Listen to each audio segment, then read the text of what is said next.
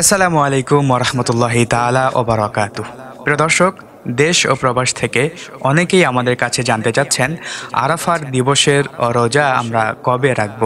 বাংলাদেশে একটি বিভ্রান্তি রয়েছে, তা হচ্ছে উকুফে আরাফা, হাজী সাহেবেরা আরাফার ময়দানে অবস্থান করে যেদিন আমরা বলে থাকি যে হজ হচ্ছে। আসলে সেই দিনেই বাংলাদেশের যারা মুসল্লি আছে, মুসলমান রয়েছে, তারাও কি আরাফার রোজা রাখবে কিনা এবং তারাও সেই দিনে আরাফার আমল করবে কিনা, এই বিষয়টি নিয়ে একটি বিভ্রান্তি রয়েছে। আজকে আমরা তা জানবার চেষ্টা করব। আমরা আসলে কবে আরাফার রোজা রাখবো এবং আমল করব, আমলগুলো কি করব সেটিও আজ আপনাদের জানিয়ে দিব ইনশাআল্লাহ। নবী করিম সাল্লাল্লাহু আলাইহি ওয়াসাল্লাম সহিহ হাদিসের মধ্যে চমৎকার করে বলছেন, সিয়ামু ইয়াউমি আরাফা আহতাসিবু আলাল্লাহি আইয়ুকাফিরা সানাতাল্লাতী ক্বাবলাহু ওয়া সানাতাল্লাতী বা'দাহু। যদি কোনো ব্যক্তি আরাফার দিবসে, ইয়াউমে আরাফা, আরাফার দিবসে একটি রোজা পালন করতে পারে, সিয়াম পালন করে, তাহলে তার আগত এবং বিগত 2 বছরের গুনাহগুলোকে ক্ষমা করে দেওয়া হবে, মিটিয়ে দেওয়া হবে। সুবহানাল্লাহ। সুপ্রিয় দর্শক ও শ্রোতা, আমাদের দেশে যারা বলছে যে আরাফার দিবস যেদিন সৌদি আরব, সেদিন তো সেখানে 9 জিলহজ, আর আমাদের দেশে হলো 8ই জিলহজ, একদিন আগপিছ রয়েছে। এটি আপনারা জানেন, সৌদি আরবে একদিন আগে ঈদ হয়, আমাদের দেশে একদিন পরে ঈদ হয়। এখন তারা বলছে সারা বিশ্বে আরাফার ময়দান একটাই। এখন উকুফে আরাফা, সেই আরাফায় হাজিদের অবস্থানকে কেন্দ্র করে আমাদেরকেও নাকি আমাদের দেশের মধ্যে আরাফার আমল তাদের সাথে মিলিয়ে করতে হবে। যারা তাদের সাথে মিলিয়ে ঈদ করে তাদের ক্ষেত্রে এই কথাটি তারা মেনে নিতে পারে, কিন্তু আমরা যারা চাঁদ দেখে রোজা রাখি এবং চাঁদ দেখে ঈদ করি, তাদের ক্ষেত্রে এই বিষয়টি মেনে নেওয়া এটা কখনোই সম্ভব নয়। আমি আপনাদের কাছে ক্লিয়ার করছি। যারা সহিহ মুসলিমের 1162 নম্বরে এই হাদিসের বরাত দিয়ে বলছেন যে নবীজি বলছেন আরাফার দিবসের রোজা রাখতে, সুতরাং সৌদির সাথে মিল রেখেই বাংলাদেশের যদিও সেদিন 8ই জিলহজ, কিন্তু সেদিনও আমাদেরকে রোজা পালন করতে হবে। তাহলে আমি তাদেরকে বলতে চাই, মুসান্নাফ ইবনে আবি শাইবার মধ্যে একটি হাদিস, আমি আপনাদেরকে এই হাদিসটির জবাব দিতে বলবো। হাদিস শরীফটির নাম্বার হচ্ছে 5631 নম্বর হাদিস। আন্নাহু কানা ইউকাব্বিরু বা'দা সলাতিল ফাজরি ইয়াউমা আরাফা ইলা সলাতিল আসরি মিন আখিরি আইয়ামিত তাশরিক ওয়া ইউকাব্বিরু বা'দাল আসর।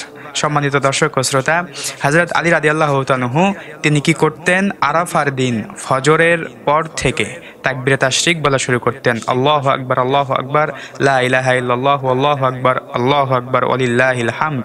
এটি তিনি আরাফার দিবসে পড়া শুরু করতেন এবং তিনি কি করতেন? 13ই জিলহজ আসর নামাজ পর্যন্ত তাকবীরে তাশরিকটি পাঠ করেছেন।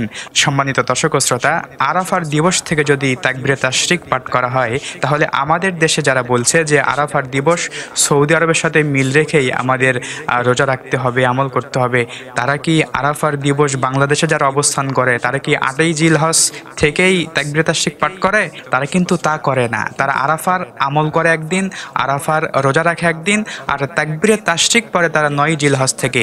বাংলাদেশের তথাকথিত কিছু শায়েখ এবং তাদের বুদ্ধি নিয়ে যারা এরকম বিভ্রান্তর মধ্যে পড়ে তাদের আমলগুলোকে তারা নষ্ট করছে, আমাদের সকল ওলামায়ে কেরাম আমাদেরকে এ বিষয়ে সমাধান দিয়েছেন যে আমরা যেই দেশের অর্থাৎ মাতালে অনুযায়ী চাঁদের উদয়স্থল, এটা কে কেন্দ্র করে সৌদি আরবে একদিন আগে চাঁদ ওঠে, একদিন আগে সেখানে ঈদ হয়, এবং বাংলাদেশে একদিন পরে চাঁদ উঠেছে। বাংলাদেশের যেদিন 9ই জিলহজ সেদিন আমরা রোজা রাখবো এবং আমল করব। সেদিনটি কবে? আগামী 6ই জুন অর্থাৎ শুক্রবার আমরা একটি রোজা পালন করব এবং এই সারাদিন আমরা বিভিন্ন আমলের মাধ্যমে কাটানোর চেষ্টা করবো ইনশাআল্লাহ। অবশ্যই ফজরের নামাজটি জামাতের সাথে আদায় করব। এরপরে আমরা কি করব? ফজরের নামাজ শেষ হয়ে গেলে সূর্য উদয় হওয়ার আগ পর্যন্ত সময়টা বিভিন্ন জিকির আজকারের মাধ্যমে আমরা কাটাবো।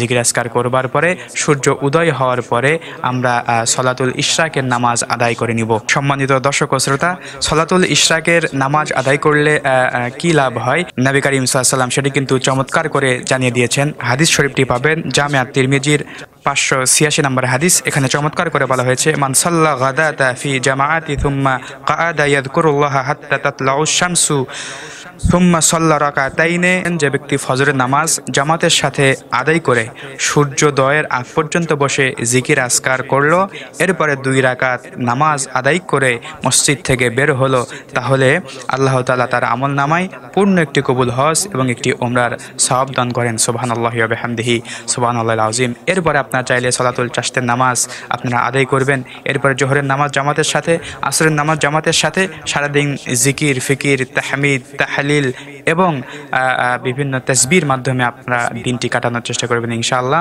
এবং অবশ্যই তা রোজা রেখে আর আল্লাহ সুবহানাহু ওয়া তাআলা আমাদের সকল গুনাহ খাতাগুলোকে যেন ইয়াউমে আরাফার উসিলায় ক্ষমা করেন, মাফ করেন, এই আশায় প্রত্যাশায় শেষ করছি।